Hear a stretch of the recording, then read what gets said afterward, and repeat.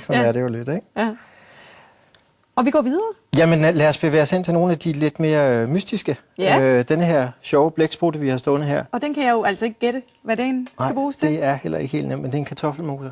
Ja. Fra det danske firma, der hedder Brix, som distribuerer den her i Danmark, og som er med til at producere. Og hele finten i det er, at man arbejder med den her kugle, som går igen i de andre værktøjer, som også hører til serien. Men så placerer du simpelthen hånden ovenpå her, og så drejer du rundt på den. Nede i kartoflerne og maser dine kartofler på den måde. Ja. Så du får den meget finere pyreret, når du gør det på den måde. I forhold til de her gamle... I stedet for de der, man kender, hvor man bare smasher det ned i. Ja. Virker det? Ja, det gør det, men altså, det skal jo ikke... Man skal lige vende sig lidt til det, kan man sige. Ikke? Men jeg synes, det er en rigtig sjov måde at gøre det på. Og du har kraftgrebet i det, når du bruger den, så der er masser af kraft til det alligevel. Men altså, det er klart, i starten med de masser af kartofler, så skal man lige lære at bruge den, ikke?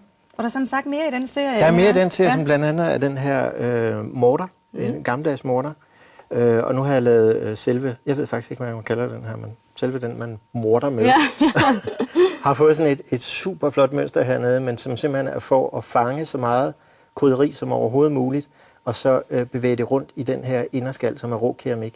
Så man placerer den simpelthen på toppen her, samme princip som med moseren, så kører man det rundt på den måde. Det er en rigtig dejlig lyd, det der rå keramik mod keramik. Også. Den er super flot. Ja. Og en god rille her til at holde fast greb på også. Og skal vi gøre serien færdig, så har vi her en citrusbarser, et piskeris, som siges at være 40% hurtigere at bruge end en almindelig piskeris. Jeg har ikke testet det. Hvis man skal lave flødeskum. Hvis man skal lave flødeskum. I hånden. Ja. Og hvis du tilter den lille børste derude, en kartoffelbørste eller grøntsagsbørste til lige at få jord og snavs af. Utrolig effektiv i den der silikonegummi der. Den tager virkelig godt fast. Og nem at gøre ren også, ser den ud til, i forhold til når kartoffelskrællerne sidder fast i de almindelige børster, man kender. Præcis, ikke? Og så har den lille, som ligner et håndtag, der er derpå, som faktisk er en lille kniv til lige at tage de sorte dele væk på kartofler, for eksempel. Så man har det hele i et værktøj.